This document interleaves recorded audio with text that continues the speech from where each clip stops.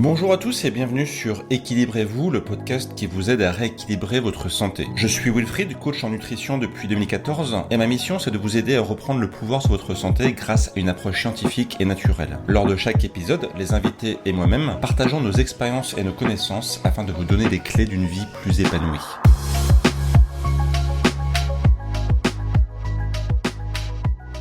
Bienvenue sur le podcast Équilibrez-vous. Aujourd'hui, l'épisode numéro 14 et je ne suis pas tout seul comme d'habitude. Aujourd'hui, je suis avec Zina Gombert. Bonjour Zina. Bonjour Wilfried, merci pour l'invitation. Avec grand plaisir. Donc aujourd'hui, on va parler de plein de sujets. Vous allez voir, ça va être super intéressant. Zina est spécialiste de sujets qui moi aussi me passionnent. On va avoir une personne de choix pour en parler. Zina, est-ce que tu peux te présenter ? Bien sûr, donc je m'appelle Zina Gombert, j'ai 40 ans. Et mon travail principal est médecin généraliste. Et puis à côté, j'aime bien faire d'autres petites choses. Et puis, en plus de la médecine générale, je me suis formée à l'hypnothérapie il y a un peu plus de 10 ans. Et plus tard, j'ai fait les formations autour de la médecine fonctionnelle ou functional medicine aux États-Unis. Donc une approche un peu plus ouverte sur les approches complémentaires, intégratives, même si ça reste la même médecine.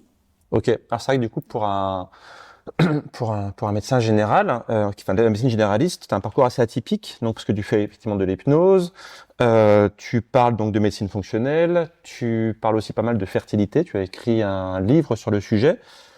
Qu'est-ce qui t'a amené à t'intéresser à la médecine au sens aussi large et pas rester juste sur la médecine générale ?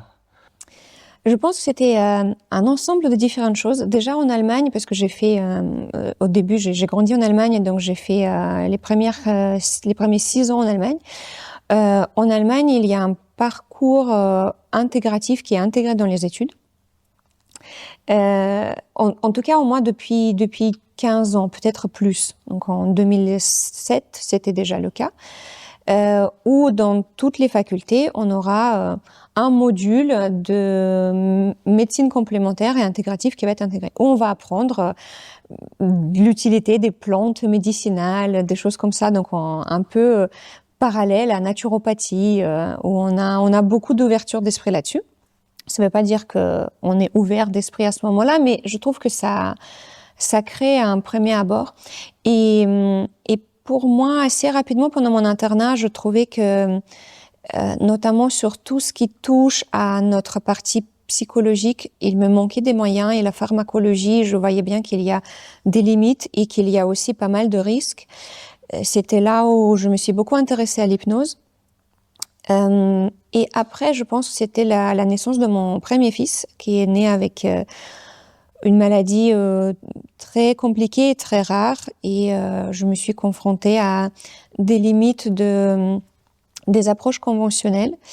Je me suis aussi confrontée un petit peu à des limites personnelles de nous les médecins qui je me suis aperçue qu'on nous apprend peut-être pas toujours bien de dire non, je ne sais pas, je vais chercher, non, je vais me renseigner, et c'était là où j'ai cherché à avoir quelque chose en plus pour pouvoir d'un côté aider mon fils, et d'autre côté il y avait vraiment des moments où je doutais, est-ce que je veux être médecin, est-ce que je veux pratiquer de la manière qui m'a été enseignée. Et c'était en écoutant, j'étais tombée sur les podcasts de Mark Hyman, un des fondateurs de la médecine fonctionnelle aux États-Unis, où en l'écoutant je me suis dit, c'est ça en fait, c'est ça ce qui m'a parlé, c'est ça ce qui m'a dit, c'est la même médecine, on parle exactement des mêmes sujets et on parle exactement des mêmes définitions, des mêmes diagnostics et des mêmes traitements, sauf qu'on inclut une vision un peu différente, d'un autre angle, et c'est là finalement ce qui m'a motivée de me former là-dessus. Comment tu pourrais définir la médecine fonctionnelle pour ceux qui ne connaissent pas ? Alors, c'est un terme américain, traduit en français, mais initialement créé dans les années 90, début des années 90. Et eux, leur définition était de créer une approche qui n'est pas complémentaire, parce que, encore une fois, c'est la même médecine, mais créer une approche qui va se concentrer davantage sur les facteurs qu'on peut influencer, notamment pour les problèmes de santé chronique.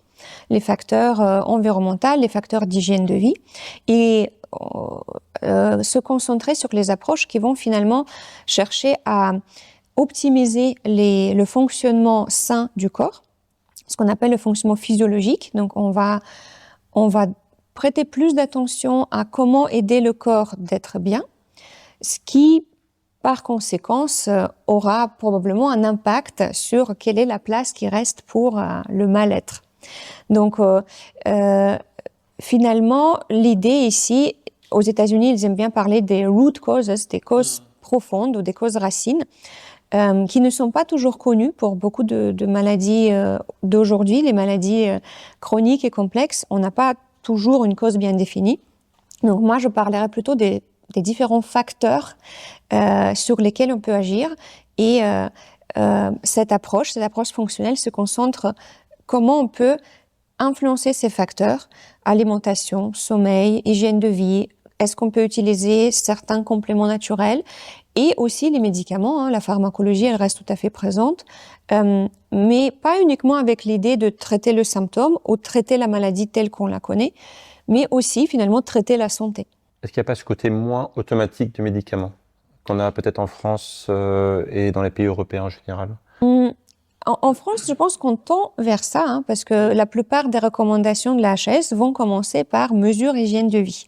C'est juste que moi, personnellement, je me trouvais pas suffisamment bien éduquée là-dessus. Je ne me trouvais pas suffisamment à l'aise de proposer des mesures d'hygiène de vie, parce que dire manger sainement et bouger plus, ça suffit pas à grand monde.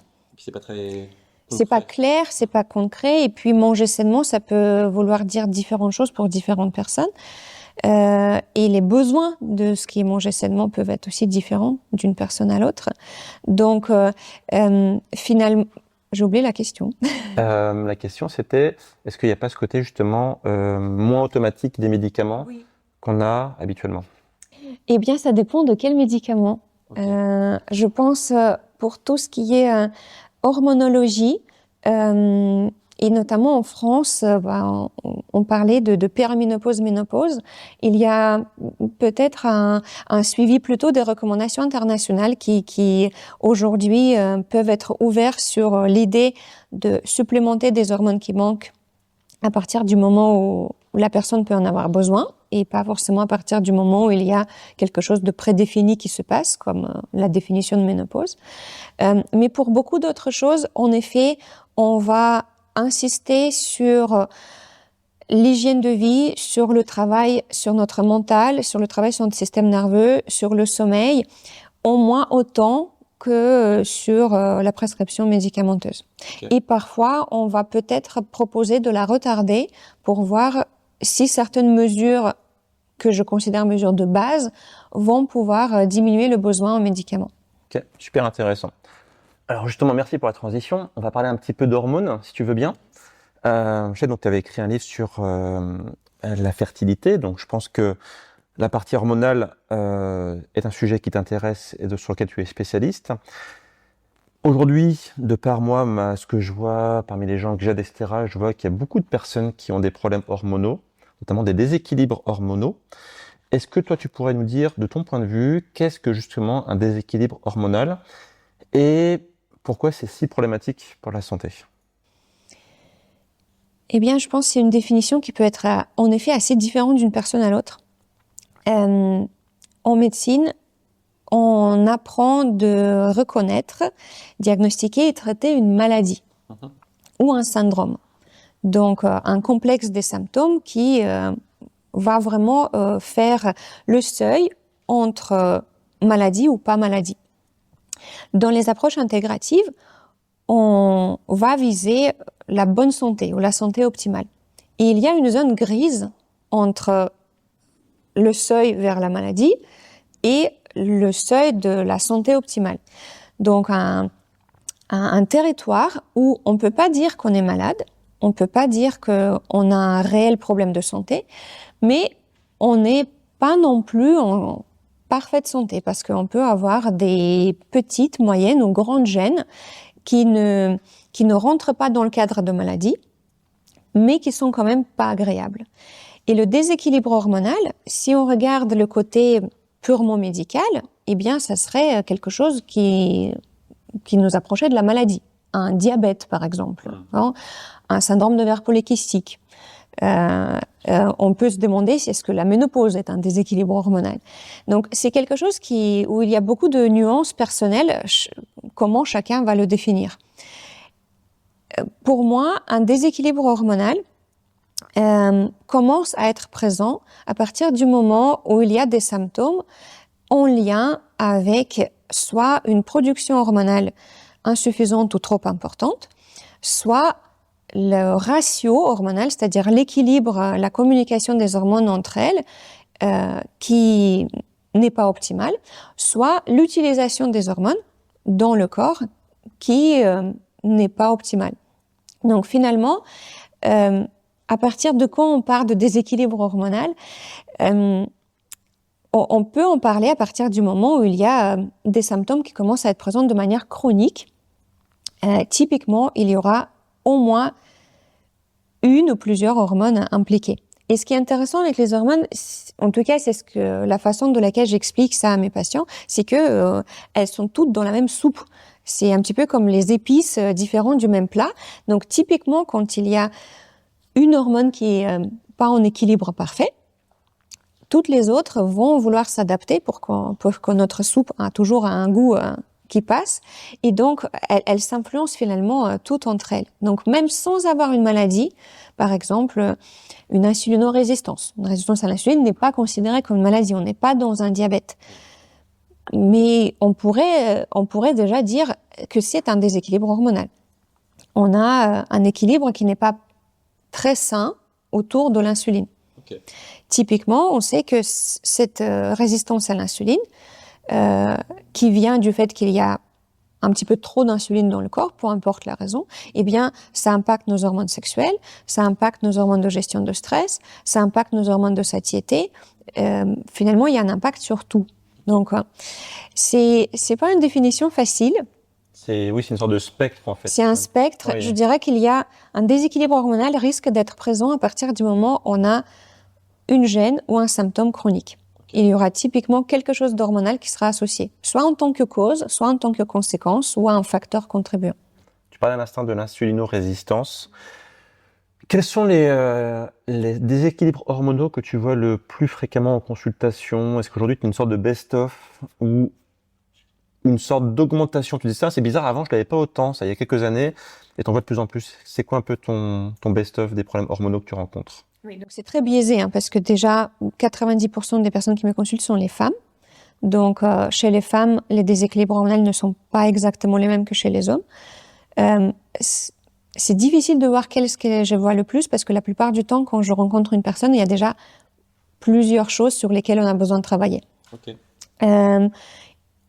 Je pense que celle qui est présente vraiment dans la grande population, c'est les hormones de stress ou les hormones de gestion de stress, qui aujourd'hui ont beaucoup plus de risques d'être peut-être sécrétées de manière supplémentaire, ce qui n'est pas un problème, parce que c'est notre corps qui s'adapte à nos besoins quotidiens, mais ce qui peut à long terme avoir quand même des effets négatifs sur nous. Donc, est-ce qu'on peut parler d'un déséquilibre? Pas forcément, parce que c'est finalement notre vie qui demande qu'on sécrète plus des hormones de stress, comme cortisol, adrénaline, noradrénaline. Donc, c'est pas un déséquilibre, c'est une réponse tout à fait saine et physiologique.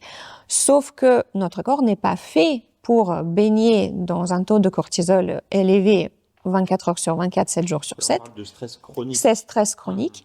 Donc, sauf que quand on dit stress chronique, c'est un petit peu mésusé aujourd'hui.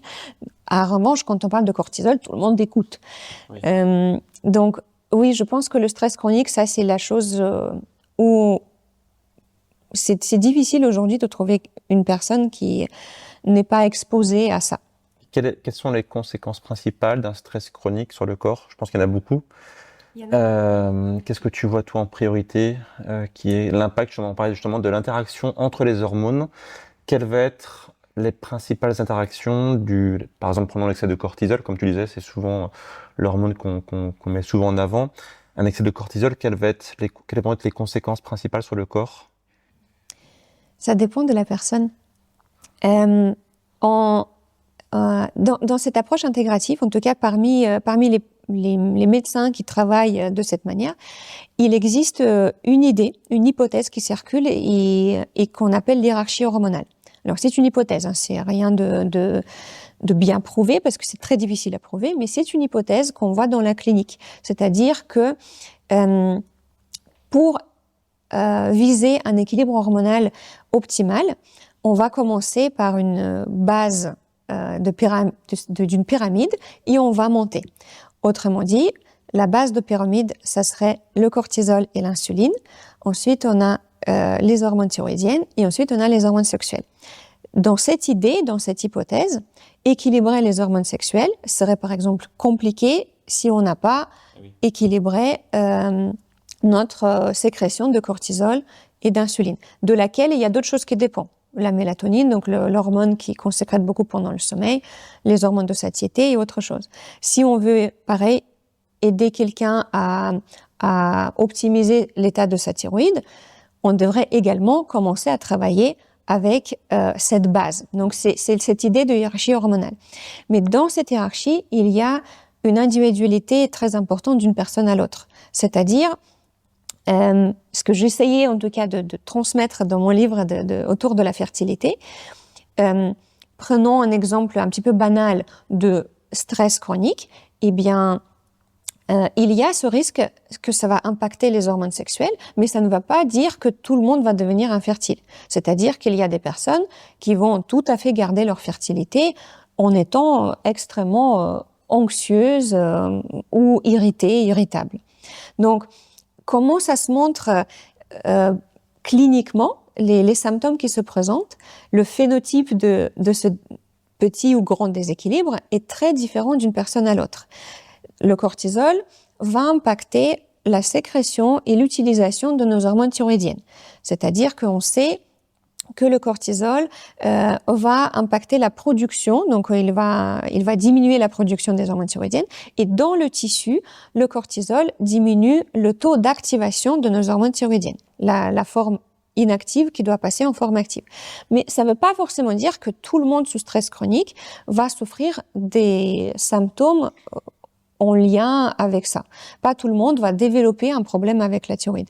On sait que il y a 25% de risque de développer une maladie thyroïdienne suivant un événement traumatisant, émotionnel ou physique. Hein? Mais c'est 25%.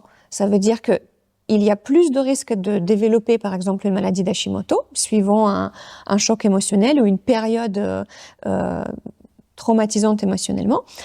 Mais ça ne veut pas dire que tout le monde le développera. Donc, pour répondre à ta question, le cortisol qui est chroniquement élevé, on ne peut pas dire que c'est un excès, parce qu'un excès, ça serait s'il y a trop. En fait, il n'y a pas trop, il y a juste ce qu'il faut pour gérer notre niveau de stress.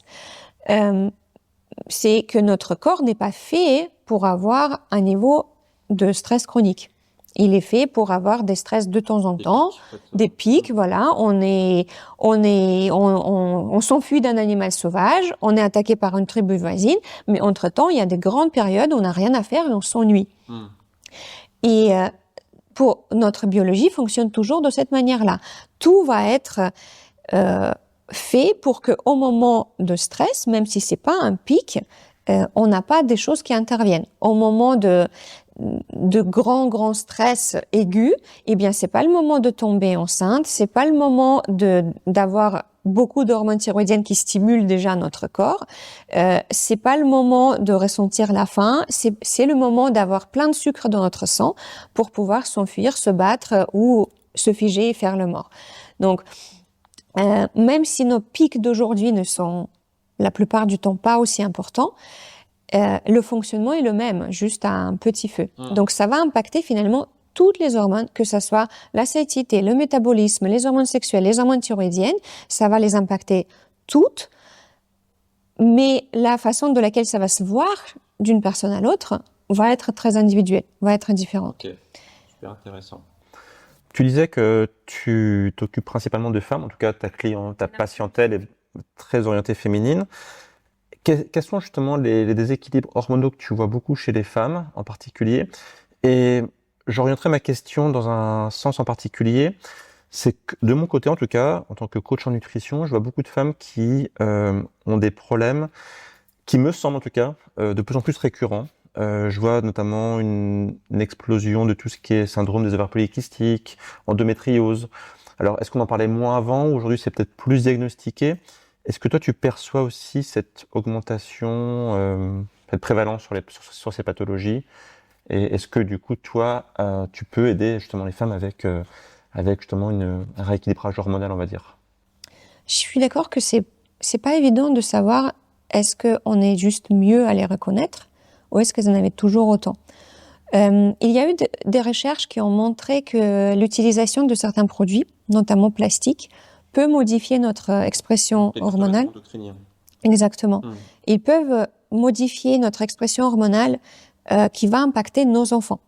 Donc, il est possible que la génération des parents, inconsciemment, a pu être exposée aux choses qui ont augmenté le risque de syndrome d'ovaire polycystique ou d'endométriose chez leurs futures filles. Donc, il est probable qu'il y en a plus aujourd'hui. Mais on les diagnostiquait tellement mal avant, et encore aujourd'hui, je pense qu'on peut faire mieux. Il y avait tellement de négligence par rapport aux plaintes de la femme, et encore aujourd'hui, on peut faire mieux, que je ne sais pas s'il y a beaucoup plus aujourd'hui ou non. Parce qu'on connaissait bien, peut-être que dans le temps, quand on disait une femme a des règles douloureuses, bah, c'est normal en fait, voilà. Alors que non, c'est pas normal. Je me rappelle souvent de mes cours d'histoire de médecine, où tu en as peut-être entendu parler, on définissait l'hystérie donc comme l'utérus qui se balade dans le corps. Et c'est ça ce qui fait que la femme est plus nerveuse, qu'elle prétend, entre guillemets, d'avoir des douleurs. Non. Et aujourd'hui, on parle du tissu de l'utérus, l'endomètre, qui peut se retrouver n'importe où dans le corps. Donc, est-ce que les anciens Grecs ne savaient pas déjà diagnostiquer l'endométriose? Ils n'avaient pas complètement tort. L'endométriose, c'est quelque chose où on a vu, il peut avoir également un lien avec l'exposition de perturbateurs endocriniens. Il peut aussi avoir un lien avec l'exposition à la moisissure. Il y a des moisissures qui produisent leurs métabolites, qui sont toxiques pour nous, donc on les appelle les mycotoxines, et bien qui ont une structure très similaire à les estrogènes. Ils peuvent donc aller sur les récepteurs d'estrogènes et ils peuvent faire un impact sur la cellule comme un estrogène, sauf que c'est 1000 fois plus fort. Donc, pas du tout physiologique, beaucoup trop fort, beaucoup trop inflammatoire. Et cela peut en effet contribuer au développement d'un tissu qui va être aussi inflammé. C'est pas encore quelque chose qui a été beaucoup recherché. C'est plus mon expérience où je vois des femmes qui développent des symptômes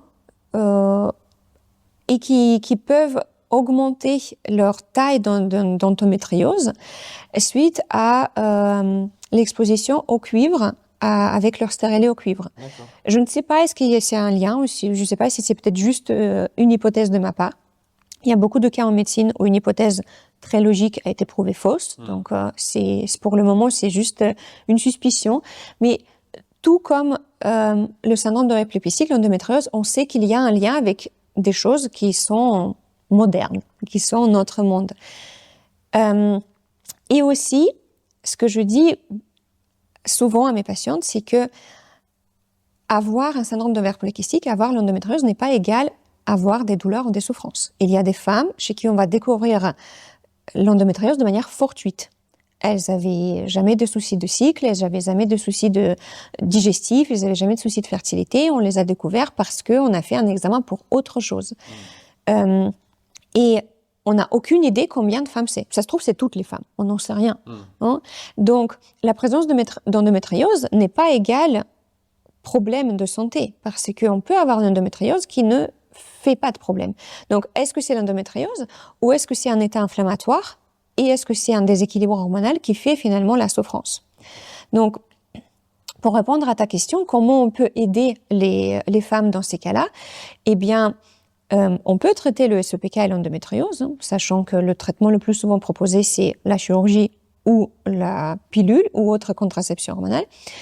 On peut aussi, ou en même temps, ou en parallèle, ou avant, voir est-ce que avec les mesures d'alimentation, les mesures d'hygiène de vie, gestion de stress qui doit être différente d'une personne à l'autre, certains compléments alimentaires qui ont été vraiment démontrés comme particulièrement utiles, est-ce qu'on peut réguler les hormones, leur équilibre entre elles, et est-ce qu'on peut réguler l'inflammation pour que finalement le diagnostic il est peut-être toujours là, hein, mais il n'est plus symptomatique. Okay.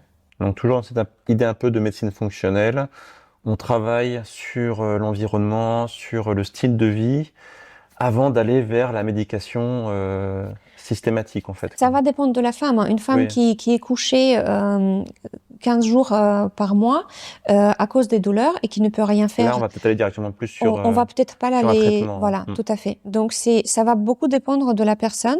C'est juste que pour moi, un traitement hormonal dans le sens où donc c'est un traitement qui coupe les hormones, en tout cas qui coupe le cycle, ça ne traite pas le problème, ça le cache. Oui. Hein? Et parfois il faut, hein, quand on a une grosse plaie, un pansement peut être très utile, mais si la plaie est infectée, il y a des choses à faire pour traiter l'infection et peut-être enlever les chardes aussi qui a causé l'infection. Donc ça va dépendre de la personne à quelle vitesse on parle des solutions pharmacologiques. Pour moi, c'est juste que c'est pas la seule solution à considérer. Ok, super intéressant. Et tant qu'on parle des hormones féminines, toi, je sais que tu as une vision un peu particulière qui n'est pas forcément partagée par tous tes collègues, mais c'est sur le traitement hormonal de la ménopause. Oui. On en parlait un petit peu en off avant de préparer ce podcast. J'ai fait une vidéo avec Michel Mouly justement sur ce sujet-là. Est-ce que tu peux, toi, nous dire un peu dans les grandes lignes quel est ton ressenti, ta vision du traitement hormonal de la ménopause et pourquoi ça peut aider beaucoup de femmes du coup à mieux vivre leur ménopause? Eh bien, pour reprendre les paroles de Michel Mouly, je suis 100% d'accord avec lui sur le fait que le terme ménopause est complètement idiot. Hein. C'est pas une pause, c'est pas juste ça.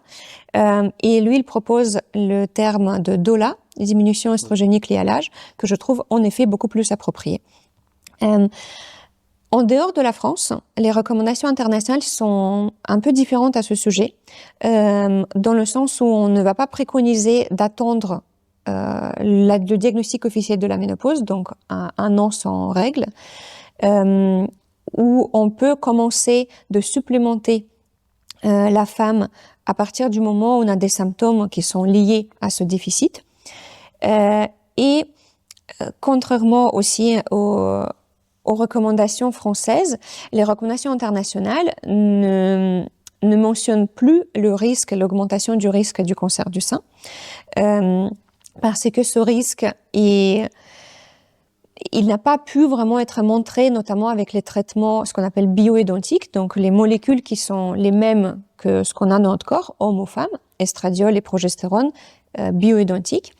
Et on a plutôt la diminution des risques de nombreuses maladies, en plus du fait qu'on diminue des nombreuses plaintes qui vont risquer à pourrir la vie de la femme quand elles arrivent.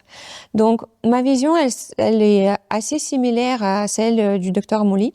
Et ça, alors, il a sorti son livre, je crois, en 2021.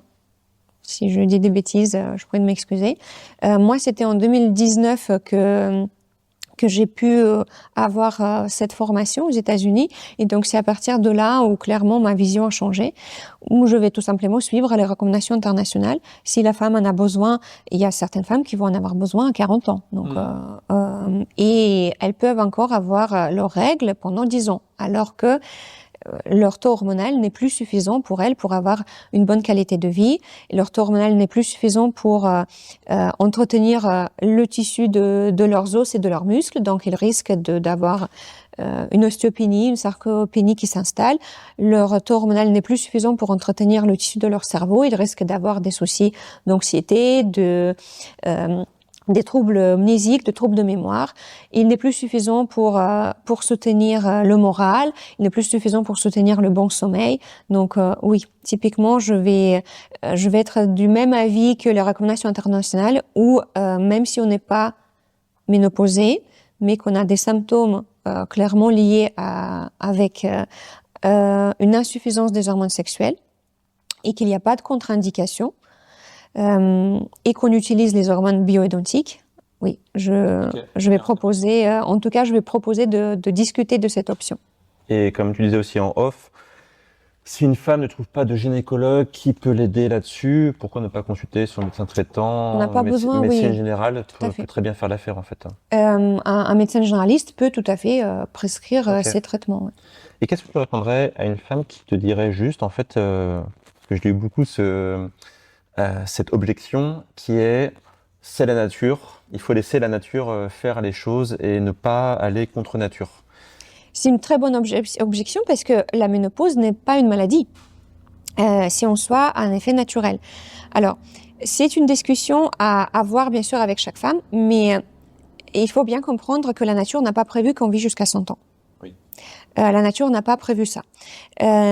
Aujourd'hui, la plupart d'entre nous vont vivre jusqu'à 100 ans ou proche de 100 ans parce que les progrès de médecine nous permettent de vivre, ou en tout cas d'exister. La nature n'a pas prévu non plus qu'on vit dans un monde très pollué qui fait que les déséquilibres hormonaux sont plus difficiles à réguler par nos propres moyens.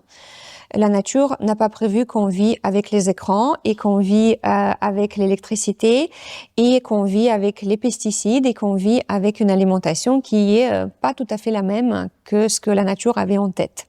La nature n'a pas prévu qu'on vit seul. Et il y a suffisamment d'études aujourd'hui qui montrent que notre sécrétion hormonale est gravement impactée par l'isolation. Okay. Rien que vivre seul, notamment être isolé pendant plusieurs jours, et bien ça a un impact sur notre système hormonal, ça a un impact sur notre système nerveux. Donc ce sont toutes les choses que la nature n'a pas prévues. Aujourd'hui, on a cette possibilité d'exister très longtemps, mais une femme avec un taux hormonal insuffisant, les hormones estradiol et progestérone, ce sont les hormones qui entretiennent pas uniquement notre fertilité, elles entretiennent tous les tissus de notre corps, notamment le cerveau, un tissu quand même assez important. Donc, pas toutes les femmes vont souffrir de la ménopause. Cependant, c'est pas une histoire de si un symptôme va apparaître, c'est quand et à quelle ampleur. Il y a des femmes qui vont commencer à avoir des symptômes de manque d'hormones à peut-être 90 ans. Okay. C'est rare. Mais ça existe, des femmes qui vont parfaitement bien. C'est juste que la plupart du temps, quand on parle de la ménopause ou préménopause, on parle des bouffées de chaleur. C'est classique, oui. Voilà, pas toutes les femmes vont avoir des bouffées de chaleur. Rien que une femme avec une production de testostérone qui reste correcte ne va pas avoir des bouffées de chaleur parce que la testostérone gère aussi notre équilibre de température. Donc, quand on va dérouler la liste des symptômes qui peuvent en résulter, c'est problèmes cardiaques, avec palpitations, avec une adaptation qui ne va pas être parfaite à notre activité, à notre sport. Les risques, bien sûr, élevés d'infarctus, qui se présentent souvent différemment chez la femme que chez l'homme. Ce côté d'infarctus qui est très connu, il est beaucoup plus masculin que féminin. Chez la femme, c'est souvent des symptômes qui ne font pas directement penser à un problème au cœur. Ça peut être digestif, par exemple. Elle peut vomir, ou elle peut penser qu'elle a une gastro. Les symptômes de perturbation du sommeil, les symptômes de gestion de stress moins bonne, de risque de dépression, tout ça peut être lié à une baisse des hormones, notamment d'estrogène. Beaucoup de cancers, le risque augmente tout simplement parce que nos hormones sexuelles régulent aussi notre réponse immunitaire. Elles régulent l'inflammation de notre corps. Les douleurs articulaires, ça, on ne parle pas forcément de ça. Bon, complètement sous-estimé la puissance justement des hormones féminines. Souvent, les femmes, comme tu disais, elles pensent que c'est juste lié à leur cycle, au côté fertilité, reproduction, mais ça va tellement au-delà de ça, quoi. Il n'y a pas un seul tissu de notre corps qui n'a pas de récepteur d'estrogène. Oui. Il faut comprendre ça. Même la thyroïde. Donc, l'hypothyroïdie, d'ailleurs, quelque chose de très fréquent qui peut arriver avec la ménopause. Donc, chaque tissu du corps de la femme et de l'homme aussi, mais de la femme plus, il est régulé par les estrogènes. Donc, quand on n'a pas assez ou plus d'estrogènes, chaque tissu va être impacté. Après, c'est individuel à quel point c'est visible et comment le corps arrive à, on va dire, à s'en sortir. Mais pour moi, ce n'est pas une histoire de est-ce qu'on va avoir un symptôme de ménopause, c'est quand, à quel âge et à quelle ampleur. J'ai beaucoup aimé ta réponse par rapport à la nature n'a pas prévu. Effectivement, je le ressortirai si tu me permets. On parle un petit peu justement des hommes aussi, on peut en parler un peu, parce que c'est vrai que je parle beaucoup des femmes, parce que aussi c'est mon audience principale. Mais parlons un peu des hommes. Quels sont les déséquilibres hormonaux qu'on peut trouver chez les hommes? Est-ce qu'ils ont les mêmes types de conséquences sur justement le physique, sur on parle du côté cardiovasculaire. C'est quoi les déséquilibres hormonaux les plus courants chez les hommes et comment y faire face? Parce que je crois que chez les hommes, dis-moi si je me trompe, il y a peut-être plus de leviers pour empêcher des chutes hormonales. J'aime beaucoup cette question. En effet, chez les hommes, il y a une protection, si on peut dire, par le fait que les hommes ont un seul cycle et c'est le cycle circadien. Et leurs hormones, et notamment leur hormone sexuelle principale, la testostérone, elle suit ce cycle circadien. Chez la femme, toutes les hormones vont avoir un cycle circadien, mais en plus, il y a un cycle mensuel ou menstruel. Donc, chez l'homme, le fait qu'il y a, on va dire, moins de choses à coordonner, il y a tout simplement moins de risques de déséquilibre. Et donc, la plupart des problèmes hormonaux qui impactent les femmes impactent les hommes ou peuvent impacter les hommes également. C'est juste qu'il y en a nettement plus de résistance et donc typiquement il y a 2 à 10 fois plus de femmes qui vont être impactées par un problème hormonal que les hommes. Hein. Quand un problème hormonal arrive, les symptômes vont être assez similaires. Hein. Une baisse de testostérone chez l'homme va avoir un effet assez similaire que chez la femme. C'est juste que chez l'homme, cet impact sera beaucoup plus palpé parce que chez l'homme, l'estradiol joue un rôle nettement moindre et donc ne peut pas aussi bien équilibrer la testostérone qui peut manquer. Et en effet, je dirais que chez les hommes, les choses que je vois le plus, aucune idée est-ce que c'est statistiquement ça, mais ce que je vois le plus, c'est en effet la baisse de testostérone qui est pas toujours catastrophique, mais qui est inhabituel pour l'âge. Avoir un homme de 30, 40 ans avec une testostérone qui est vers le bas de la fourchette et qui serait plus typique pour un homme de 70, 75, 80, en effet, c'est pas normal et il y a peut-être des choses à creuser. J'avais lu une étude, ou je sais plus, un article peut-être, je sais plus, qui comparait les hommes d'aujourd'hui avec les hommes du passé. Alors je sais plus si c'était les grands-pères ou arrière-grands-pères, peu importe, mais en tout cas, à âge égal, il semblerait qu'aujourd'hui les hommes aient moins de testostérone que 50% moins. Ouais. Oui, donc en effet, il y a des études qui montrent qu'il y a une baisse importante de testostérone en population générale. Et c'est pas évident de définir parce que, encore une fois, la fourchette typiquement qui va être prise, c'est la fourchette de la population générale. Tout le monde entre 18 et 100 ans. Sauf qu'à 18 ans, on n'est pas censé avoir une testostérone aussi basse qu'à 90. On a des explications là-dessus? Est-ce qu'on sait le pourquoi? On a des hypothèses. Okay. Et les hypothèses sont à peu près les mêmes que pour la femme. Perturbateurs endocriniens, stress chronique, perturbation du cycle et du sommeil, alimentation inadaptée. Okay. Donc, typiquement, quand je vois un patient qui va me parler des choses qui me font suspecter que peut-être ça serait bien de contrôler sa testostérone, et si cette testostérone n'est pas habituelle pour son âge, les choses que je vais le demander, ça va être ça. Quel est votre niveau de stress? Comment vous le gérez? Quand est-ce que vous allez dormir? Comment vous dormez? Qu'est-ce que vous faites juste avant de vous endormir? Est-ce que c'est ça ou est-ce que c'est ça? Oui. Donc, Ça va être en effet les questions sur l'hygiène de vie, tout simplement parce que les perturbateurs endocriniens, on peut y agir, mais on peut pas agir sur tout parce qu'il y a beaucoup de choses auxquelles on est exposé qu'on ne contrôle pas. Et dans le quotidien, pour moi, ça vient après la gestion de stress, alimentation. Pour moi, c'est quelque chose qui est la pointe sur lui. Tu pourrais nous donner un peu des modifications à faire dans le style de vie d'un homme pour qu'il booste sa testostérone.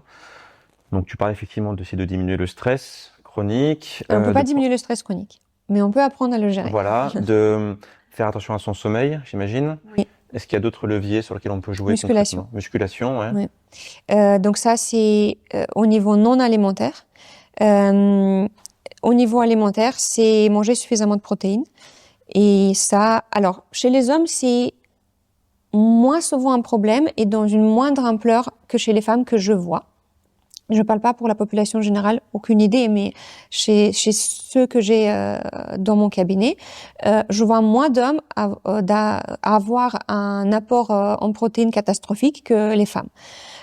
Cependant, presque tout le monde que je vois, notamment avec une testostérone qui va me paraître un peu trop basse, ne mange pas suffisamment de protéines.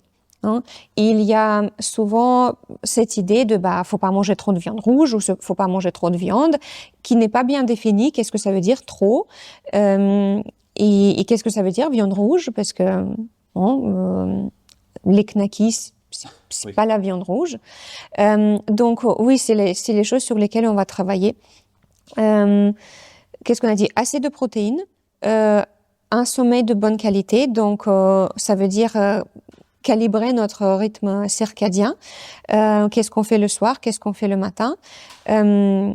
Gérer notre exposition au stress. C'est pour ça que je dis le stress chronique, c'est pas évident d'influencer parce que la plupart d'entre nous aujourd'hui, on travaille avec un ou plusieurs écrans.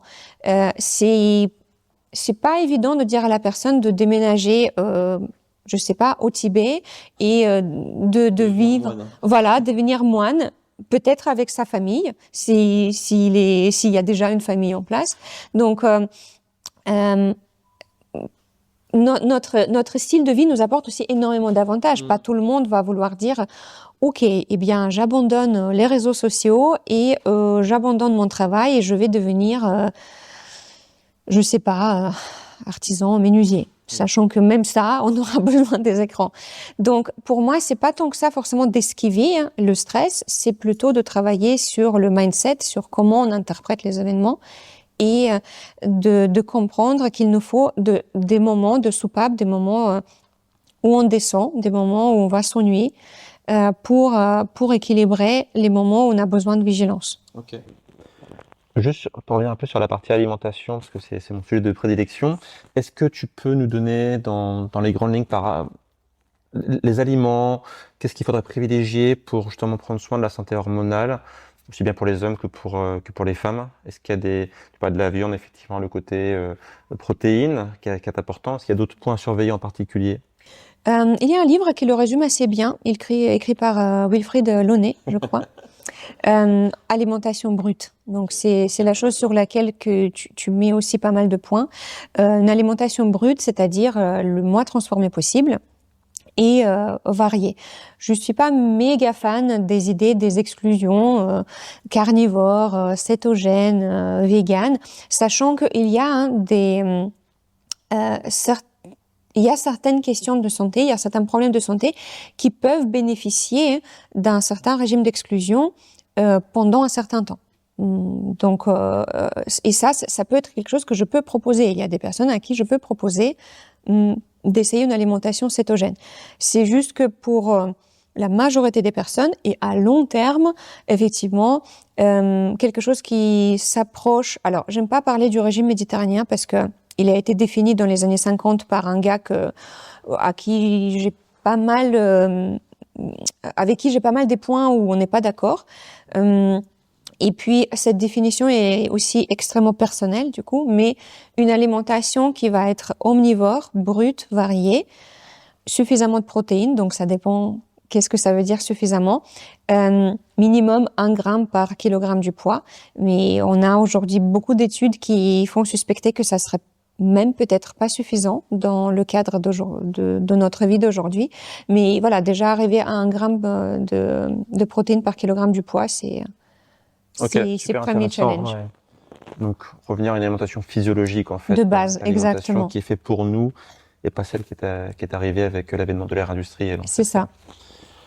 Tu as tout doucement parlé un peu de stress chronique, de la partie gestion du stress. Donc, tu vas nous emmener tout doucement vers la deuxième partie, une de tes spécialités, qui est donc l'hypnose. C'est assez rare pour un médecin en général de parler d'hypnose. Enfin,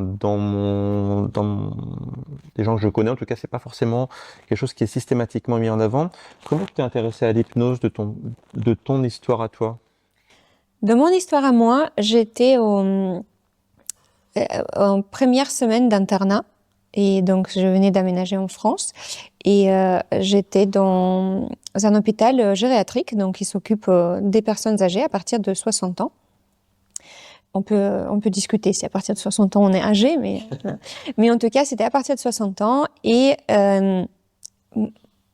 j'ai vu que, en tout cas, la personne qui était mon seigneur, elle prescrivait systématiquement les anxiolytiques et somnifères à tout le monde. Bon. Et à la question de quand même, ce sont des traitements qui sont difficiles à arrêter parfois après. Oh bah ça c'est le médecin traitant qui verra. Et donc comme moi plus tard je comptais être médecin traitant de certaines personnes, je me suis intéressée de comment on peut aider peut-être autrement que prescrire les benzodiazépines. Et s'ils sont déjà prescrits, comment on peut arrêter? Et c'était comme ça que je suis arrivée à l'hypnose. J'avais fait des petites recherches, j'avais regardé, je suis tombée sur yoga et des choses comme ça, mais bon, je me voyais mal de donner des cours de yoga pendant une consultation. Donc j'étais arrivée à l'hypnose et ici en Bretagne, on a un organisme de formation que je trouve génial. On en a même plusieurs. On a vraiment la chance chez nous. Et donc, j'avais commencé avec un organisme de formation et je m'étais formée par la suite avec un deuxième. Et au début, je l'utilisais beaucoup pour le côté de lien émotionnel qu'on peut avoir, qui peut aider à ce moment-là de soit apaiser un symptôme physique, soit, voilà, par exemple, diminuer ou arrêter les somnifères. C'était d'ailleurs mon sujet de thèse. Ok, super intéressant. Est-ce que du coup, tu peux définir concrètement ce qu'est l'hypnose? Parce que peut-être que certaines personnes qui nous écoutent ont un peu cette vision, un peu l'hypnose de spectacle, par exemple, telle qu'on voit avec Mesmer, etc. Oui. Le côté très, spectacle, on va dire. Alors que finalement, c'est pas si compliqué que ça. Est-ce que tu peux le définir toi avec tes mots? Qu'est-ce que tu appelles l'hypnose? L'hypnose en elle-même, ça c'est un état modifié de conscience qui est en soi très similaire à un état de méditation. Hein. Donc, et c'est ce que je dis aux patients. S'ils ont déjà médité, ils vont reconnaître cet état. Donc, on est tout à fait conscient et on est présent et on est capable de prendre une décision. Et en même temps, on a une sorte de connexion avec notre monde intérieur. Donc, c'est un petit peu comme si on était en deux niveaux en même temps. Okay. Donc, si quelqu'un a déjà médité, notamment si on a déjà fait une méditation relativement longue, eh bien, c'est ça. Ça ressemble à cet état de méditation qui peut être une méditation profonde ou superficielle, mais c'est un état vraiment très, très, très similaire. Personnellement, je ne vois pas de différence. Après, l'hypnothérapie, c'est là où le médecin ou un autre professionnel de santé va, dans cet état, aider le patient à travailler sur quelque chose. Et il y a à peu près autant de différentes formes d'hypnothérapie que d'écoles d'enseignement. Donc, celle que j'avais appris, celle que je pratique, elle s'appelle l'hypnose E2R, c'est émotion, régression, réparation, où on va aider le patient à atteindre un état d'une certaine sécurité, d'une certaine confiance pour qu'on se sente bien. Et à partir de cet état, on va aller vraiment réparer une émotion qui peut être douloureuse ou difficile pour que s'il y avait un sort de blocage ou de nœud émotionnel qui parfois nous impacte dans notre vie quotidienne et parfois même sans le savoir, pour que ça puisse s'apaiser. Donc, en soi, un hypnothérapeute n'a pas toujours besoin de savoir sur quoi elle travaille. Ça peut être utile, mais c'est pas indispensable. Donc, j'ai aussi eu des personnes qui venaient me voir en disant qu'ils ont entendu parler du fait qu'ils n'ont pas besoin de dire quoi que ce soit. Et oui, c'est vrai. Tu vas les guider vers l'état d'hypnose et après. C'est ça. Donc, en fait, après, l'hypnothérapeute, on a quand même besoin d'être vraiment en lien avec le patient, en tout cas dans cette façon qui m'a été enseignée, parce qu'on a besoin de voir un petit peu les réponses par le fait comment le patient va se comporter, comment il va avoir des petits mouvements corporels, l'expression du visage, la respiration. Donc tout ça, ça va nous donner des indices sur comment on peut le guider. Ok. Est-ce que tu peux nous donner des exemples concrets dans lesquels l'hypnose peut aider des personnes? Alors j'imagine qu'il y a plein d'exemples, mais est-ce que tu as des études de cas particuliers que tu pourrais nous partager, où tu as aidé des personnes juste avec l'hypnose, par exemple? Alors, je vais parler des cas plus récents parce que c'est ceux que je me rappelle. Oui. Là, plus récemment, il y avait une femme qui était venue me consulter pour une rosacée, donc pour une maladie au niveau de la peau du visage qui était assez gênante pour elle, qui se développait très intensément et malgré le traitement médicamenteux qu'elle avait, donc en forme de crème et des lasers qu'elle faisait, elle avait du mal à la maîtriser. Et parmi les questions que je lui posais, c'est depuis quand elle a ça, 44 ans, donc c'est aussi un état où effectivement il y a des changements hormonaux qui commencent, mais parmi des choses qu'on pose comme question, c'est qu'est-ce qu'il y avait dans votre vie vers 42-43 ans. Et donc, elle m'a pas dit, je me rappelle, j'ai un petit peu insisté gentiment en disant en fait qu'elle a pas besoin de me le dire, mais la chose là qu'elle a pensé, parce que j'ai bien vu qu'elle a vu penser à quelque chose, je dis c'est sur celle-ci que, entre autres, ça serait utile de travailler. Et donc, c'est pour ça qu'elle est venue me voir, pour la chose que je ne connaissais pas. Et c'est au début de la séance d'hypnose où elle m'a dit finalement qu'elle préfère la partager, c'était qu'elle avait appris que son mari l'a trompée. Okay. Et donc, on avait fait, de mémoire, 3 séances. Et après la troisième séance, donc du coup, quand elle est venue me voir, elle avait plus son flush. Il y avait encore la rosacée, parce qu'il y avait des choses qui ne peuvent pas partir une fois qu'ils sont installés, sauf avec le laser. Mais elle m'a dit qu'elle n'a plus eu de flush qui revenaient, donc depuis ce moment-là. Elle a dit depuis, elle m'avait donné une date, je ne sais plus laquelle. Et je dis alors, qu'est-ce qu'il y a eu cette journée-là? Elle a dit, je me suis séparée de mon mari.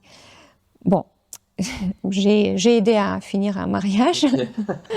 Mais au final, pour une bonne chose. En tout cas, pour sa santé, c'était bénéfique. De son point de vue, c'était bénéfique. Et donc, c'était un exemple comme ça.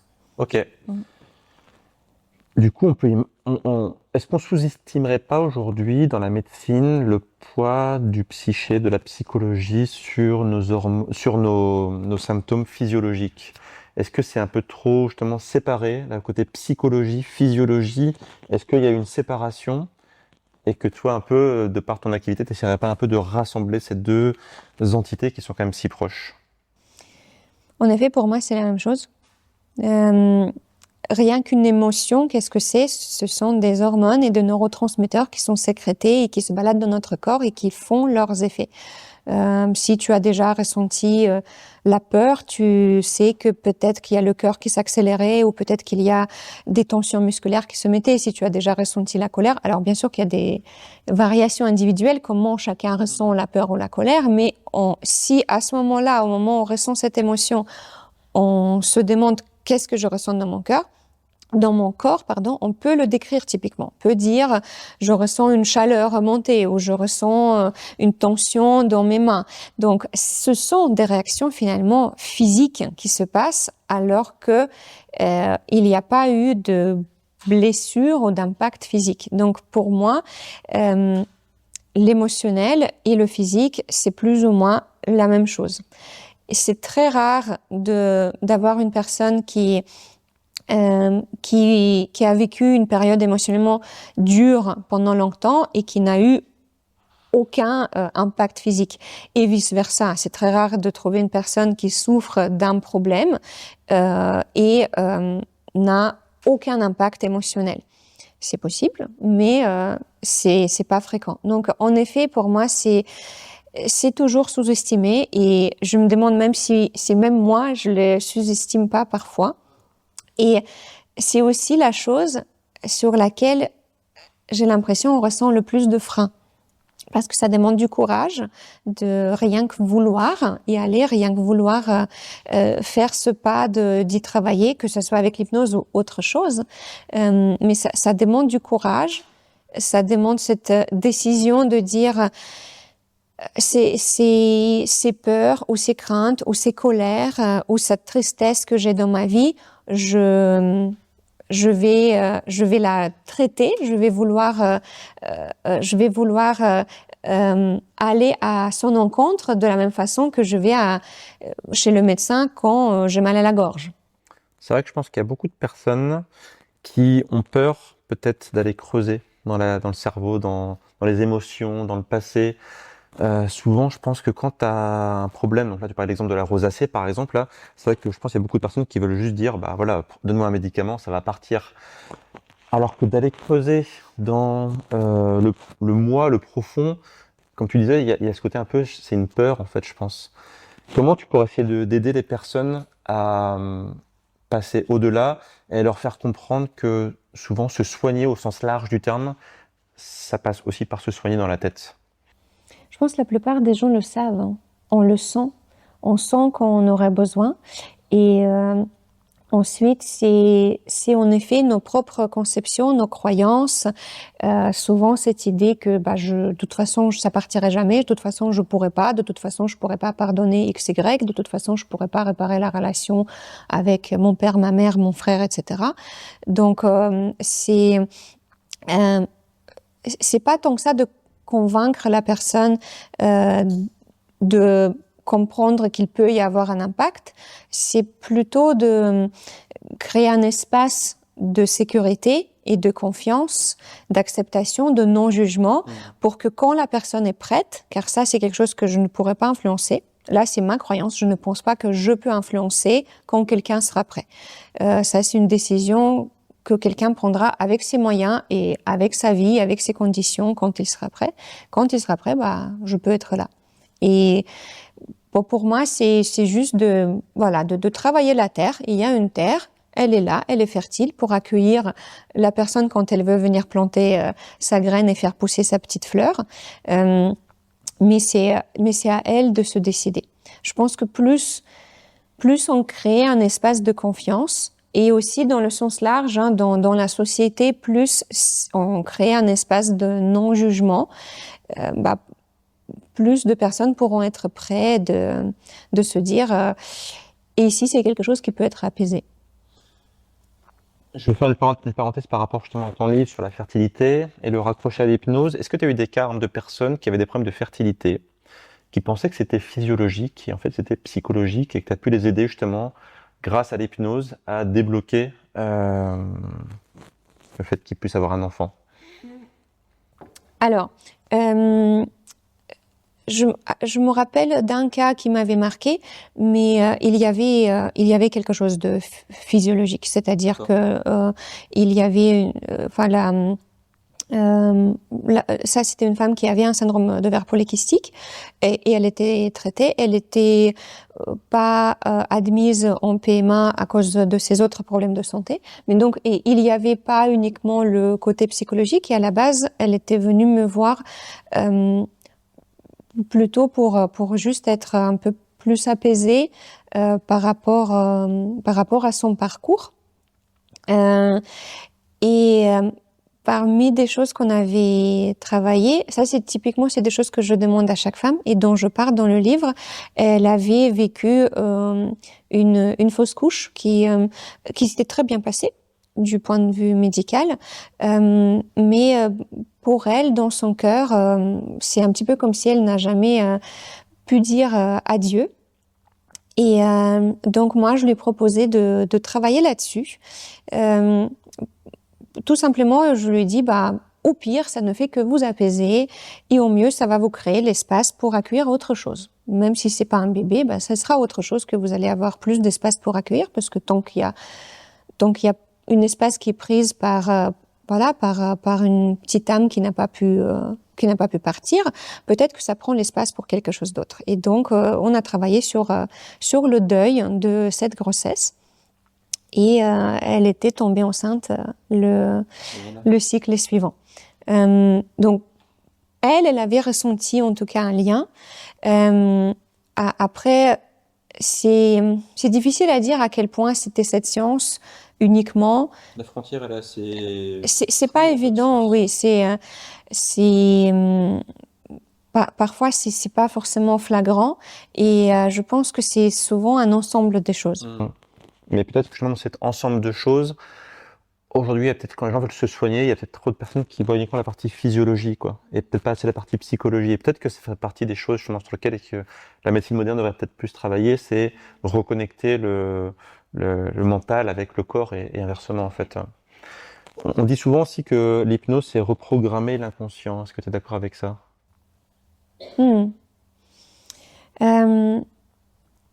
Alors, je dirais que dans ce cas-là, c'est une auto-reprogrammation. Parce que c'est pas moi qui reprogramme. Tu vas aider la personne. Oui, tout à fait. Alors, en soi, l'hypnose, mais finalement, n'importe quelle approche de travail thérapeutique va aider à reprogrammer l'inconscient, parce que c'est ce qu'on veut. On veut être plus à l'aise avec nous-mêmes et avec notre vécu. Donc, ça veut dire que la programmation qu'on a actuellement ne marche pas si bien que ça. On n'est pas très très content avec. Donc, en hypnothérapie, en effet, l'idée c'est que on guide.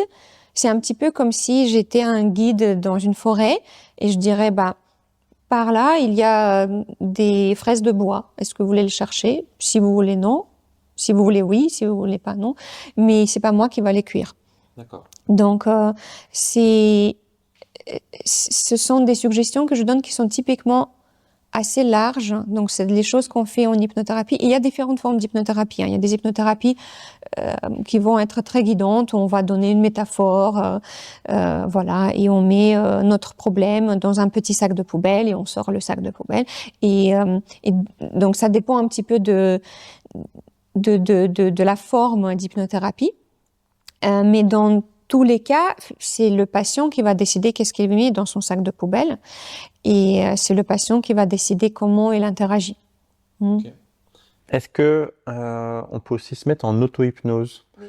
Parce que là, du coup, tu parles de l'hypnose guidée avec un professionnel, par exemple. Comment on peut s'auto-aider grâce à l'auto-hypnose? Est-ce qu'il y a des petits trucs que tu pourrais nous donner là-dessus pour... Typiquement, c'est ce que je vais conseiller à chaque personne après la première séance. Donc, la première séance, souvent, si c'est la toute première que la personne fait, elle sert à ce qu'on voit qu'est-ce que c'est, juste pour être à l'aise. D'accord. Et typiquement, je vais proposer à la personne de refaire en très court le petit exercice qu'on a fait au début de la séance. Et c'est... Le petit challenge qu'il peut être là, c'est juste de reconnaître quand on y est. Parce que tout comme la méditation, il y a une certaine profondeur. Et seul, on n'a pas toujours tout de suite la profondeur de l'hypnose qu'on a en séance. On peut, mais c'est pas toujours le cas. Et aussi en séance, on peut aussi avoir une hypnose très superficielle et ça marchera pareil. Hein. C'est parce que c'est aussi quelque chose que la personne, elle fait instinctivement. À quel moment elle a besoin d'aller plus loin et à quel moment elle a besoin de rester très superficielle. Mais en soi, oui, on peut apprendre. Comment on peut faire? T'as des petits trucs à nous donner pour déjà se mettre en auto-hypnose? Typiquement, c'est plus simple si on a déjà fait une séance d'hypnose, parce qu'on voit, dans quel état... voilà, on voit où est-ce qu'on doit arriver. Mais un petit exemple, si on n'a jamais fait, je ne sais pas si c'est possible, parce que je n'ai jamais essayé de proposer à quelqu'un de se mettre en auto-hypnose si on n'a jamais fait de l'hypnose. Mais on peut par exemple, si tu veux, on peut faire. Allez, vas-y, en live, c'était pas prévu, mais allons-y. Si tu veux. L'idée, c'est pour toi, les yeux ouverts ou fermés, c'est comme tu veux, c'est d'aller dans le monde intérieur de Wilfried. Allez, je vais faire les yeux fermés. C'était pas prévu, hein. Je vous préviens tout de suite, c'est totalement improvisé. Allez, je t'écoute. Et d'aller dans le monde intérieur de Wilfried, de faire comme un petit voyage. Et cette partie de la conscience de Wilfried qui m'écoute, elle peut décider de la profondeur et du bénéfice de cette expérience. Et quand cette partie de Wilfried qui lui fait du bien est prête,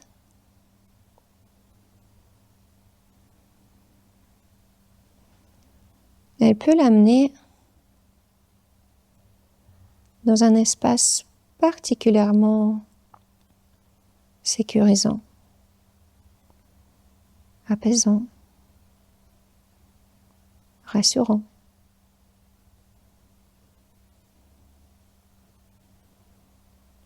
Un lieu qui existe peut-être,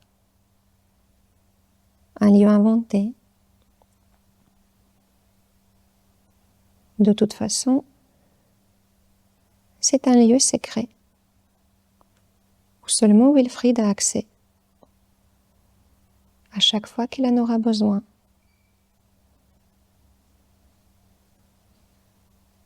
Où il peut aller se ressourcer, s'apaiser, s'équilibrer, se détendre.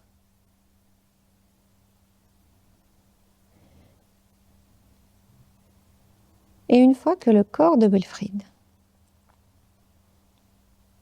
après toutes les ressources qu'il lui faut pour passer cette journée en pleine forme, en pleine conscience, en pleine santé,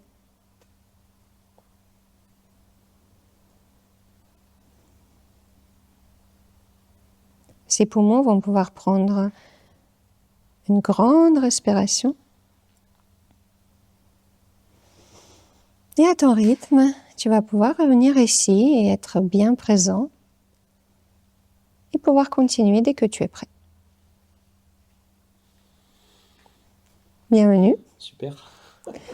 Eh bien, l'auto-hypnose, ça serait que tu ailles dans cet espace pour te ressourcer, même si c'est que 5 minutes. J'y étais une fois, maintenant je vais m'en souvenir, et dès que j'en ai besoin. Okay. Voilà. 2 minutes. Voilà, 2 minutes, ça va sembler plus long. C'est bizarre, hein. Je m'étais déjà fait hypnotiser une fois, je sais que j'ai un ami qui est psychologue et qui s'était formé à l'hypnothérapie. Il m'a fait une séance, pareil, un peu comme tu as fait, mais en beaucoup plus approfondi. Et je crois que ça avait duré en réalité quelque chose comme 15-20 minutes, mais dans ma tête, ça avait duré peut-être genre 1 heure. Le temps s'était dilaté. Comment on peut expliquer ça ? Médicalement, je ne sais pas. Mais en effet, dans cet état, j'ai l'impression qu'on utilise davantage notre cerveau. On utilise peut-être plus de parties et on l'utilise plus efficacement. Donc en fait, on arrive à faire beaucoup plus de choses, beaucoup plus rapidement. Okay. Et c'est pour ça que le deuil, on peut le régler en 1 séance versus en thérapie de parole, où on peut avoir besoin parfois de beaucoup plus de temps. Ok. Comment tu peux voir quand un patient vient te voir qui aurait besoin de cette partie justement hypnothérapie? Est-ce que tu peux sentir assez rapidement que la partie physio ne sera pas suffisante, il va falloir aller un peu plus loin et qu'il va falloir creuser un petit peu? Moi, je trouve que l'hypnothérapie est particulièrement utile pour travailler sur le passé, sur les choses qui ne sont plus présentes, mais qui sont toujours douloureuses, hein, quand tu y penses ou même quand on n'y pense pas. L'hypnothérapie, c'est pas typiquement les choses que je vais proposer pour, par exemple, gérer le stress au quotidien. Même si l'auto-hypnose, elle peut tout à fait être utile, mais pas l'hypnothérapie. D'accord. Et c'est pas quelque chose que je vais proposer pour gérer un problème qui est en cours. Par exemple, quelqu'un qui a une personne malade dans sa famille et qui est donc dans cette situation de souffrance, ça c'est mon avis personnel, je trouve que l'hypnothérapie ne sert à rien dans ce cas-là. Donc déjà, je ne vais pas forcément parler de l'hypnothérapie pour tout le monde. Et aussi, moi, j'aime bien proposer plusieurs choses, c'est-à-dire que si je vois que la personne, parce que quand je rencontre les gens, typiquement, les événements importants du parcours, ça va faire partie des choses que je demande. Donc, une fois qu'on a vu qu'il y a des événements qui ont été peut-être difficiles, je vais aussi demander comment la personne va avec ça aujourd'hui, si c'est apaisé. Si c'est devenu comme une plaie bien cicatrisée, on peut la titiller, aucun problème. Bon, on n'a pas forcément besoin d'aller travailler là-dessus.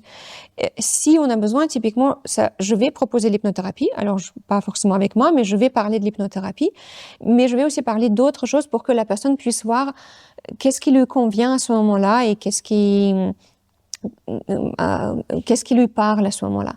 Donc, je vais en parler à des personnes où je vais voir qu'il y a des événements dans le passé qui ont été difficiles, qui ont été marquants, pas forcément négatifs, hein, ça peut même être quelque chose de positif, mais qui a été particulièrement marquant et comme si ça a laissé une empreinte, un sort de petit blocage.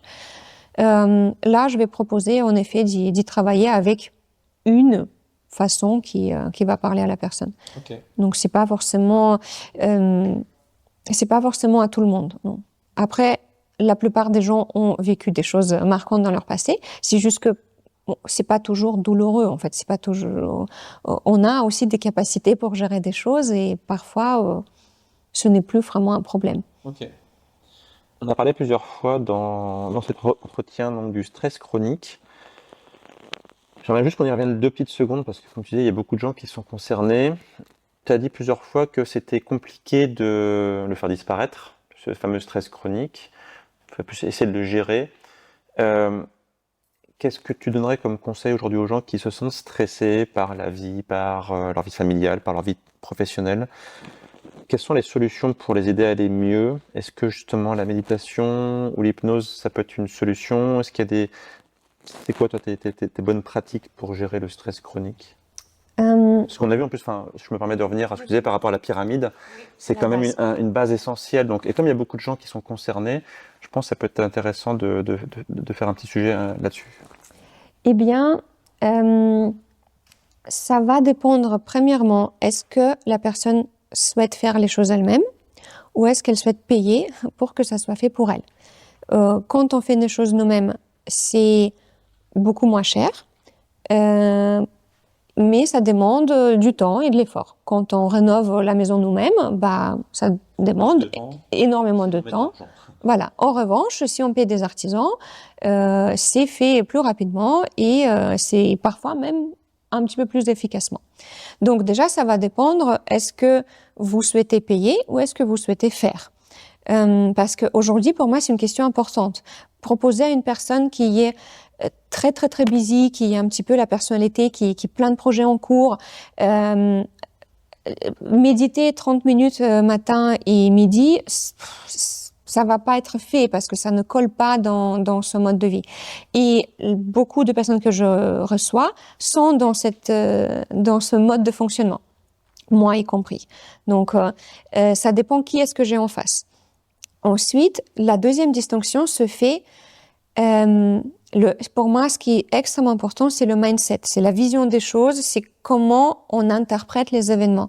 Et pour certaines personnes, je vais davantage proposer de travailler là-dessus. Donc, je vais proposer plutôt des choses qui lui permettent de peut-être remettre en question ses croyances, le filtre à travers duquel elle voit les choses, plutôt que travailler sur le stress. Parce que si notre filtre est calibré à presque ignorer tout ce qui est bien et à laisser passer des choses qui confirment que notre vie est horrible et qu'on ne sait rien gérer, eh bien, la méditation, malheureusement, à mon avis, elle ne fera pas un effet suffisant. Hein? Donc, pour moi, ça va se décider sur ces deux choses. Premièrement, est-ce qu'on a un besoin plus urgent de travailler sur le mindset ou non? Et deuxièmement, est-ce que la personne souhaite faire elle-même? Et dans ce cas-là, en effet, je vais lui proposer différentes choses qui existent, la méditation, les techniques de respiration. Je vais typiquement, si c'est quelqu'un qui s'y connaît pas du tout, je vais parler des applications qui existent ou des exemples de vidéos YouTube qui peuvent, voilà à quoi ressemble la respiration Wim Hof. Essayez. Hein? Donc, à cette personne-là, je vais proposer des différentes techniques. Il y a aussi l'EFT, le tapping, qui est pas mal étudié aujourd'hui, qui est assez intéressant. Donc, ça va beaucoup dépendre de la personne. Et si c'est quelqu'un qui dit, écoutez, je sais que j'ai besoin de quelque chose qui me permet de me mettre en mode relaxation, mais je sens que je vais pas le faire, ou j'ai pas le temps, ou j'aimerais bien quelque chose d'externe. Et bien là, ça sera des différents dispositifs de bien-être, enfin c'est ce qu'on appelle en France, qui existent. Et parmi ça peut être le neurofeedback, ça peut être la stimulation du nerf vague transauriculaire. Donc il y a aujourd'hui, ça c'est l'avantage du monde moderne, on a beaucoup de choses qui existent, qu'on peut faire, qui nous permettent d'avoir un système nerveux qui se met en mode relaxation sans forcément qu'on l'a mis en mode de relaxation nous-mêmes. Toi, tes techniques de relaxation, tes techniques anti-stress que tu utilises toi au quotidien? Alors moi, je suis quelqu'un qui est très fluctuant dans le sens où j'ai besoin de changement. Donc il y a je fonctionne par petites périodes. J'ai l'impression que c'est plus un trait des femmes que des hommes. Chez les hommes, il y a plus souvent cette tendance stoïque de j'ai choisi ma méthode et c'est ce que je vais appliquer. Voilà, la routine matinale, tous les matins, toujours la même chose. Chez les femmes, il y a plus souvent ce côté de parfois j'ai besoin de ça, parfois j'ai besoin de ci. Et donc, moi, je suis très comme ça. Il y a des moments où je sens que ce qu'il me faut, c'est la méditation pleine conscience. Et il y a des moments où je sens que la méditation pleine conscience, c'est vraiment ce que je ne veux pas. Donc, en fait, c'est très différent d'un jour à l'autre. C'est pour ça que j'ai décidé de me former, en fait, à ces différentes choses pour que j'ai une boîte d'outils et je peux voir ce qui me convient. Et il y a des jours où, effectivement, je n'arrive à rien faire.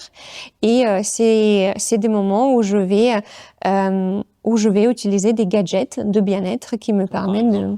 Eh bien, récemment, par exemple, j'ai découvert la stimulation du nerf vague. Il y a des gadgets qu'on peut aujourd'hui acheter, des dispositifs plutôt de bonne qualité où on a une stimulation du nerf vague transauriculaire qui nous permet d'activer notre nerf vague, donc de se mettre en état parasympathique, d'état de relaxation, réparation, baisse d'inflammation en préparant à manger, par exemple. Okay. Voilà, j'avais essayé aussi le neurofeedback, je trouvais ça aussi très intéressant, très utile pour moi.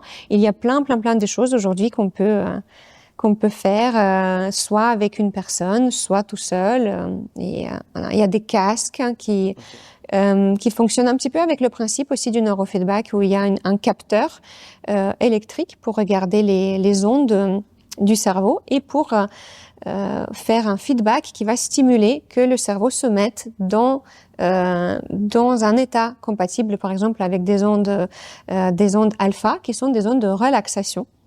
Donc aujourd'hui, on a vraiment pas mal de choses. Génial. C'est marrant que t'as employé le mot les hommes sont plus stoïques.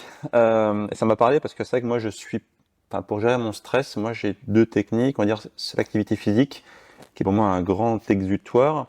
Et j'ai aussi cette philosophie un peu stoïcienne, le fait de se dire finalement les choses sur lesquelles on n'a pas de pouvoir, en fait faut les laisser couler. Et moi je m'en occupe pas plus que ça.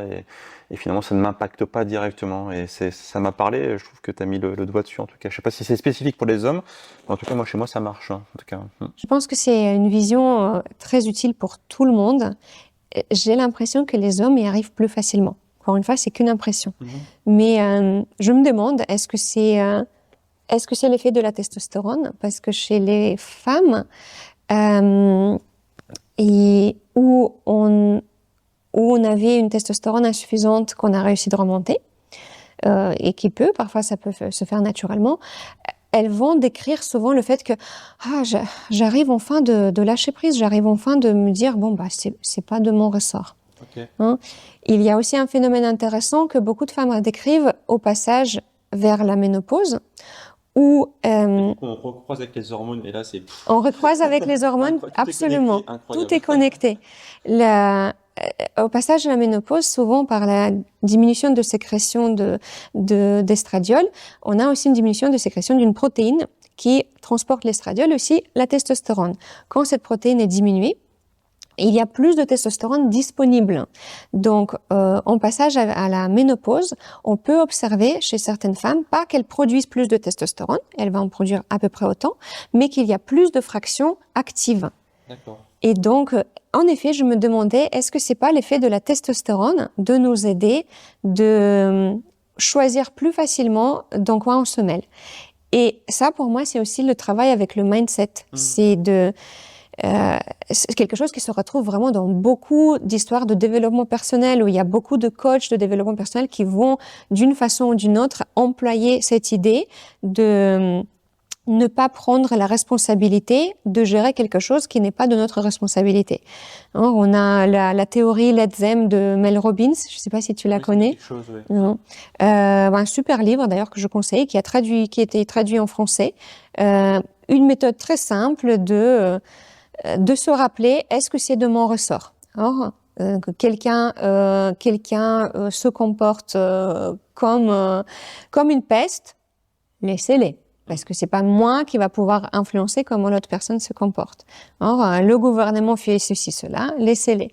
Donc, il y a souvent cette idée de se concentrer sur les choses qu'on peut influencer nous-mêmes.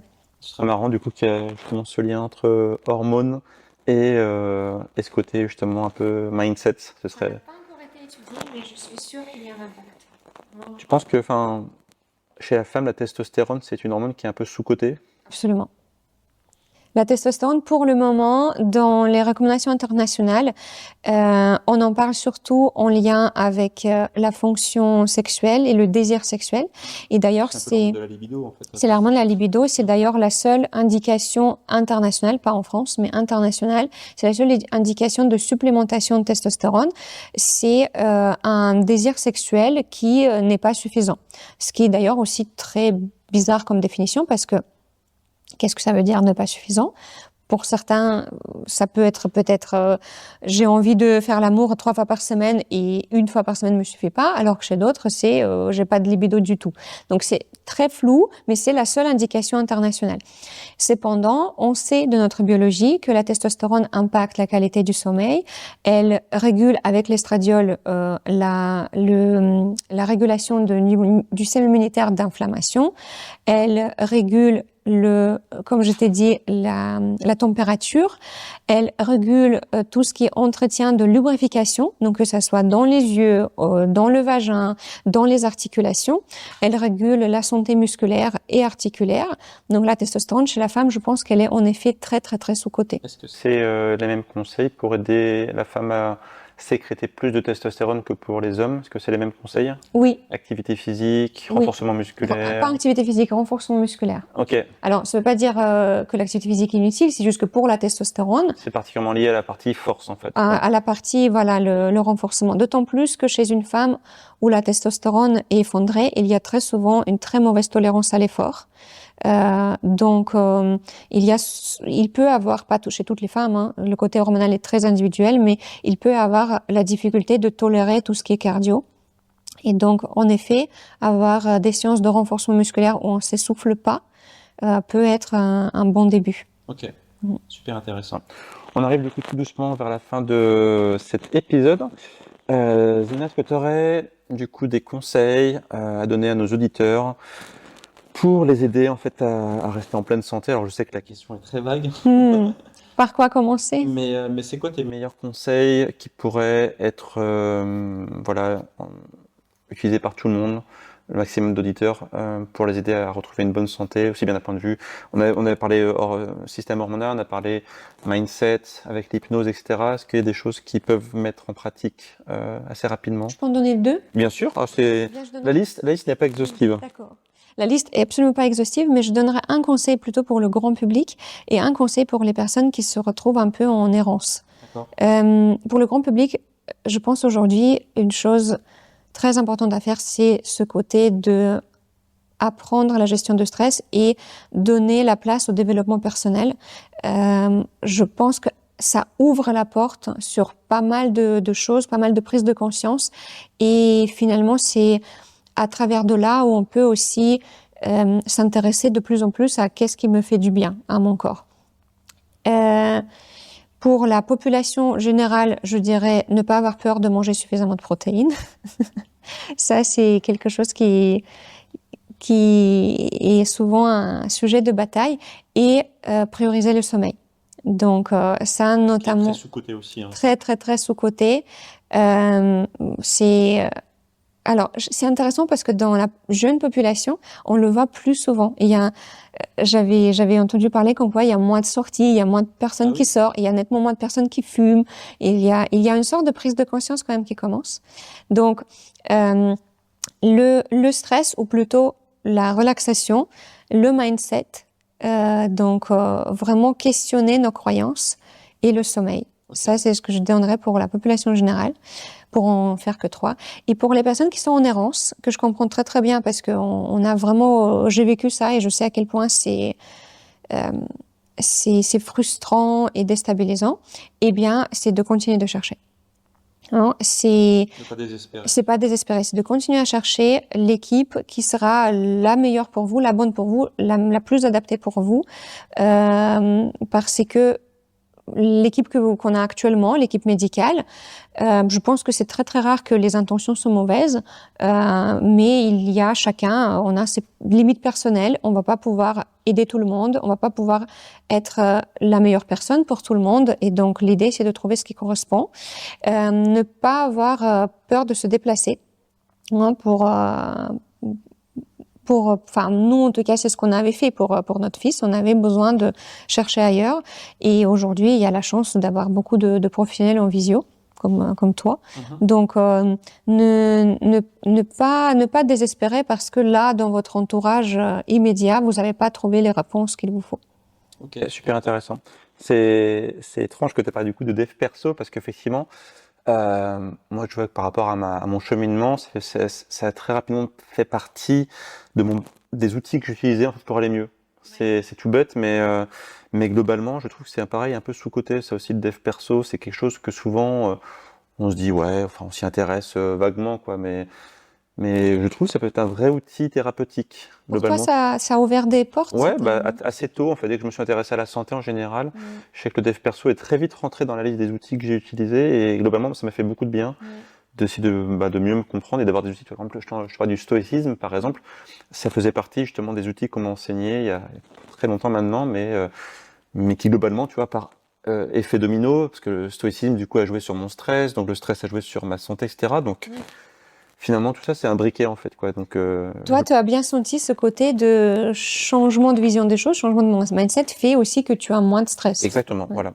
C'était un ensemble, effectivement. Le côté psychologique a eu un impact très important. Ouais. Et le dev perso est un super outil. Après, c'est un sujet qui est large, le dev perso. Oui. Qu'est-ce qui était pour toi, alors, On change d'interview, c'est bien l'interview. Ça peut être utile. Quels ont été les... Quels ont été peut-être c'était des livres ou des personnes qui t'ont guidé Ouais. Alors moi, je sais que le premier livre qu'on m'a offert sur le dev perso, c'est une amie qui s'appelle Vanessa. Je sais pas si elle avait écouté ce podcast, mais c'était un livre d'Edgar Tolle qui s'appelait Le pouvoir du moment présent. Yes.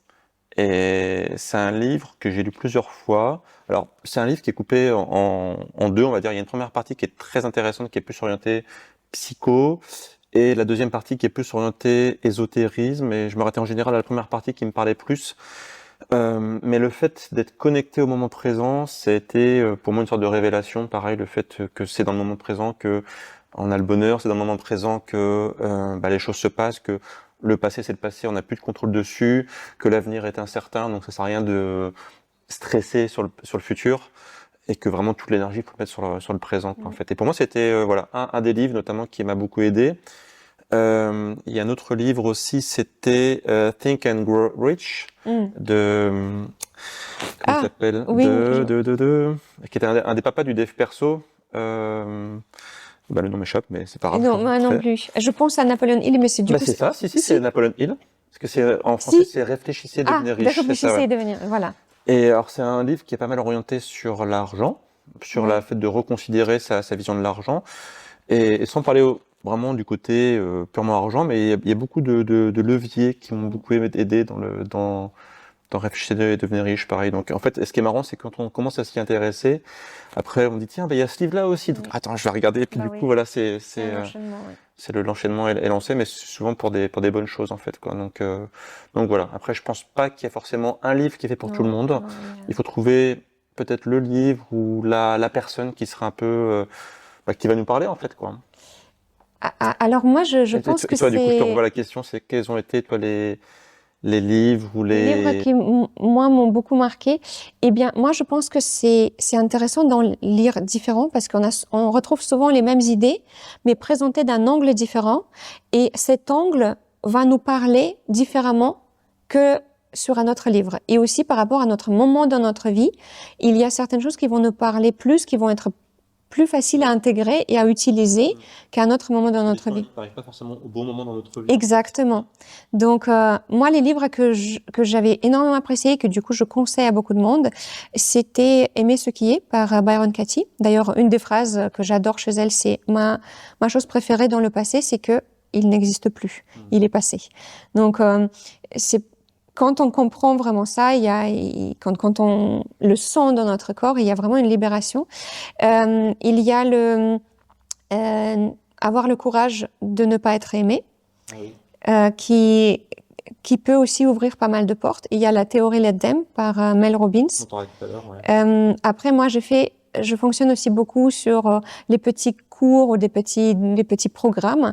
Un mec qui vraiment, quand j'ai une journée difficile, je vais écouter un podcast avec Peter Crone et moi, ça me fait ma thérapie. Si vous parlez anglais, je ne peux que vous conseiller d'écouter les podcasts où il est invité. Et il a aussi des programmes, mais rien que les podcasts, c'est énorme comment il arrive à présenter ses idées de manière vraiment accessible. Ça, je pense qu'on est pas mal au niveau des livres. Je pense. Et il y en a beaucoup, hein. Mais en effet, il y a beaucoup de choses qui, à la base, sont un petit peu plus le côté carriériste. Il y a le livre de Vishen Lakhiani, Le Code d'une vie extraordinaire, qui est pas mal, qui reprend beaucoup le côté un peu business, mais finalement qui est un livre de développement personnel. Donc, oui, ça, ce sont des livres que je conseille souvent. Okay. Eh bien, merci Dina, en tout cas, pour toutes ces bonnes recommandations. C'était tellement riche. Pour cet entretien. On a appris beaucoup de choses et c'était très intéressant. Donc, merci à toi. Merci à toi aussi. Peut-être à bientôt pour un prochain épisode, qui sait. Et entre-temps, bonne continuation à toi. Et on mettra du coup tous tes réseaux, comment te contacter, ton site, ton Instagram en description du podcast pour les gens qui veulent te contacter et peut-être aller plus loin avec toi. Avec plaisir. Merci Nina. À bientôt. À bientôt. Au revoir.